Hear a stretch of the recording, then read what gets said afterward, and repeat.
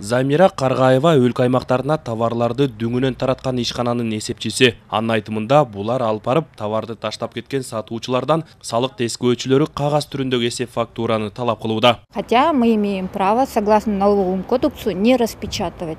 Бизге кагаз түрүндө талап кылганы түшүнүксүз болууда. Болбосо салык кодекс боюнча биз кагазга чыгарууга милдеттүү эмеспиз. Кодекс боюнча товарды жеткирип бергенден кийин 10 күндүн ичинде базага электрондук эсеп фактурасын илебиз. Ал баарына көрүнүп турат. Салыкчыга дагы, сатуучуга да, бизге дагы. Ишкерлердин мындай машакатка туш келип жатканы тууралуу кечээ күнү товар жеткирүүчүлөр ассоциациясы айтып чыкты. Жетекчиси президентке кайрылып, маселени чечип берүү өтүнүчүн билдирген. Они там стоят и караулят, когда приходят поставщики в течение. Салык кызматкерлери кечке кайтарып отуруп, качан гана товар жеткирүүчү келгенде шып этип чыга калып, кагазга чыгарылган эсеп фактураны сурап жатышат. Жеткирүүчүдү тапшырдым, алдым деген гана коштомо кагаз болот. Жок, салыкчылар кагазга чыккан эсеп фактураны талап кылууда. Керек болсо 2 нускада болсун деп жатышат. Президент фискалдаштыруу санарипке өтүүнү суранып, кагаз колдонууну азайткыла деп жатса, салык кызматы кагаз сурап атканы кызык болууда. Бардыгы онлайн базада турат го. Если вдруг встретите налоговика, вы один экземпляр электронный счет фактуры должны передать налоговику.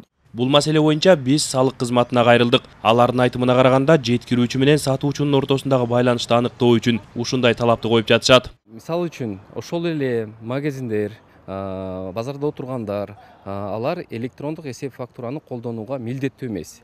Бирок ошол эле жана поставщиктер алар электрондук эсеп фактураны колдонуп жатышат. Тигилер колдонбой жаткандыктан, электрондук болбогону, аларга товар сатканда алар ошол кагаз түрүндө берүүгө милдеттүү болуп калат. Ал жерде дагы ошол кошумча нарк салыгынын тийиштүү суммасы саналып турат. Ошон үчүн бул милдеттүү таризделүүчү документ болуп саналат. Бул маселе боюнча эксперттердин да пикирин билдик. Алардын айтымында санариптешүү учур талабы болуп жаткандыктан, салык кызматы кагаз сураган ушундай көрүнүштөрдү азайтса абдан жакшы болмок. Мыйзам тарабынан болгон эрежелер, жөнгө салуулардын бардыгы либералдаштыруу багытында болуп атат да. Негизи мамлекеттик саясат, өлкө башчысы тарабынан деле, министрлер кабинетинен деле элге бир кол сунаалы, салык төлөөчүлөргө жакшы шарт түзүп берели деген жакшы саясий эрк болуп атат. Азыркы учурдун талабы санариптештирүү деп атабыз.